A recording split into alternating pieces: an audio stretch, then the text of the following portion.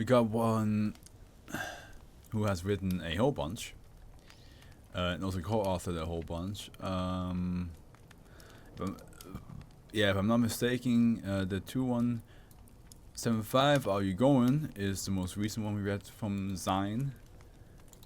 The 21, which is the bridge, the bridge that like creates notes that share basically inner secrets, inner thoughts that you have.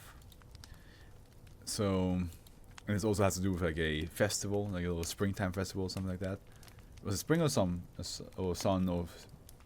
It was some sort of festival. But yeah, Zine has written a whole bunch. We will see their names quite often. Repentant, Lindworm is what they wrote. And here we go. Object Class Euclid Special Containment Procedures SCP-2225 is currently contained in an enclosure on the outside grounds of Area 12. Access to SCP-2225 requires Level 4 authorization, and any personnel entering the enclosure are to be accompanied by a security guard. Should SCP-2225 become violent, it is to be tranquilized immediately, and all personnel evacuated from the containment unit.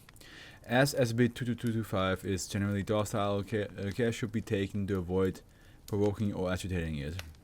Speaking calmly, maintaining eye contact, and waiting for SCP-2225 to approach the speaker on its own have been found to lead to successful interactions. SCP-2225 is to be fed 10 grams of human hair daily. The hair must be obtained equally from 2 individuals, examples about 5 grams from each, must be on mutually friendly terms. The personnel currently assigned as providers are D3178 and D3179.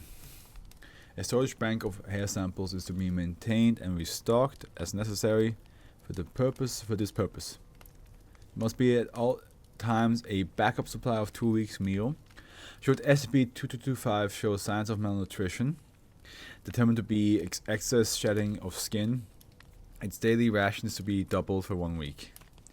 A detailed record of the current providers of material for SCP-2225's meals to be kept. A list of backup provider profiles is to be available to all personnel assigned to SCP-2225 and updated monthly. The description: SCP-2225 is a serpentine entity possessing 2 forelegs and a spined lizard-like head. It measures roughly 9 meters long and 0.5 meters at thickest body diameter. Chemical analysis of shed skin samples reveal that its body contains traces of silver. A crest of multicolored hair runs the length of SCP-2225's back. Lab testing indicates that various hair samples taken from SCP-2225 are consistent in composition with human hair. Oh, is that why? Is it eating it and then converting it to its own hair? SCP-2225 is capable of limited communication.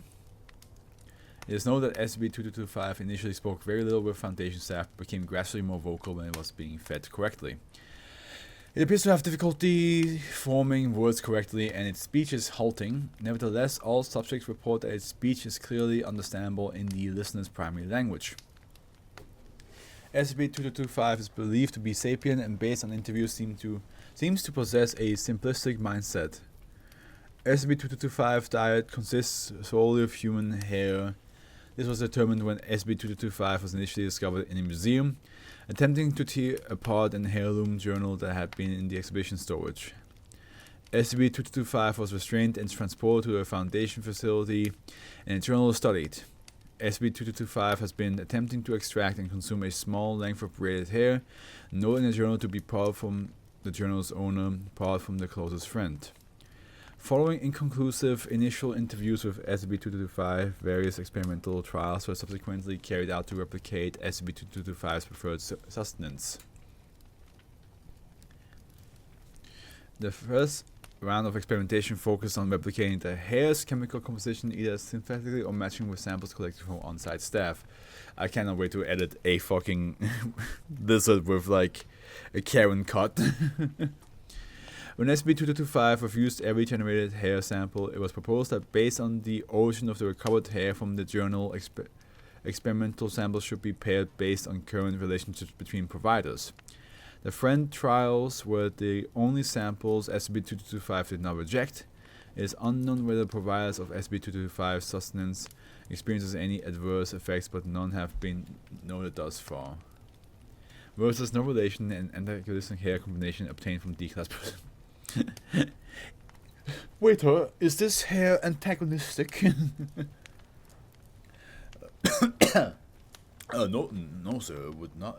This is a hair from a friend of mine, a friend of a friend. They're very close with each other, very positive, very wholesome relationship. I would say top grade A hair, I would say. Is that so? Yes, I'm very sorry for questioning you, waiter. This is indeed most delicious. Give my compliment to the friends and tell them I wish them all the best and that they keep being friends just like that. Yes. SCP-2225 is able to, at irregular intervals, materialize small trinkets from its hair chest. These items are either silver-colored or containing silver. Note items have included coins, grooming apparatus, and various articles of jewelry, most commonly lockets.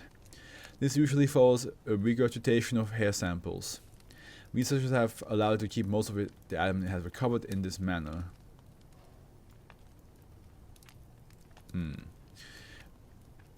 SCP-2225 becomes aggressive when personnel attempt to take away objects by force. You feed me hair and you let me keep my shit. However, it has given away all items that pertain to Foundation personnel whose hair it has consumed. See interview log.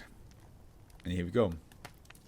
Interview log 2225-3- The following interview conducted on between Dr. Mark Kiryu and SCP-2225 suggests a possible childhood of SCP-2225 and may partially explain its behavior. Good morning. Looks inquiringly at Kiryu. For me? Here's your meal. I hope it's really lacking. Begins to sniff at hair samples, chews on a few strands.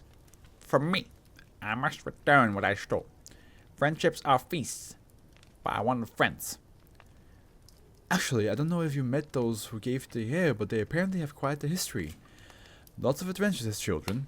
Begins retching vomit up a mass of hair and examines it. For child friends, SCP-2225 leans on a nearby bolt and uses one of its limbs to dislodge an object from its hair chest. I had none. I will return what I stole. Feasts are forgotten. SCP-2225 picks up the object, later determined to be a small silver-colored model airplane in its claws, and deposits it next to Kiryu. It looked like me, but was not for me. Not a friend. For you. Return? For me? I don't think I should keep it. Shakes head. For them. Return what was stolen. I think I've got it. This belonged to the two of them, didn't it? Not her. For two friends. Return to them. What was stolen. What I stole. I have feasts. But I have nothing for me. I see. I'll bring it to them. What made you decide to give these things back? Facial expression approximates a smile. For friends. When questioned, D3178 and D3179 state that the airplane was a childhood plaything they had constructed together during the beginning of their acquaintances. Both had believed it lost in a lake at some point because a small snake swimming in the water had startled one of them into dropping it. The snake, as remembered by D3179, was silver-colored. Oh, interesting. So looks like, oh, that's cute. It's a snake that basically just wanted friends, but like, so it was probably attracted to a lot of things that that were like related to like two friends. That's why like he's saying, oh, I stole a bunch of things, and at the end, the only thing he kind of wants is a hair from them because that's like his trinket from them. So it's his way of making a friendship.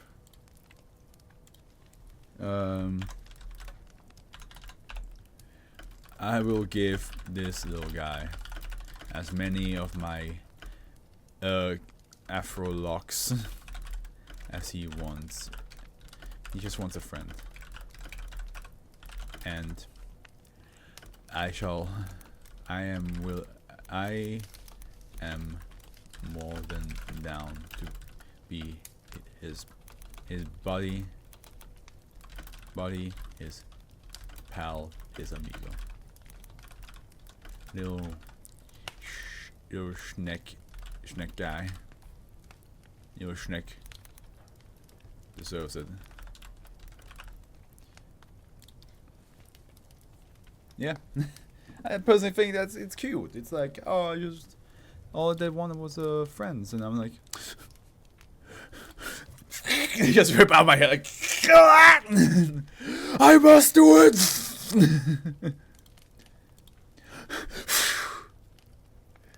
Here you go. Just like, you know, just contact Liam and be like, hey dude, we gotta give this snake thing some of our hair. So let's do it. It's just like, here you go, snake. Have it. Have at thee.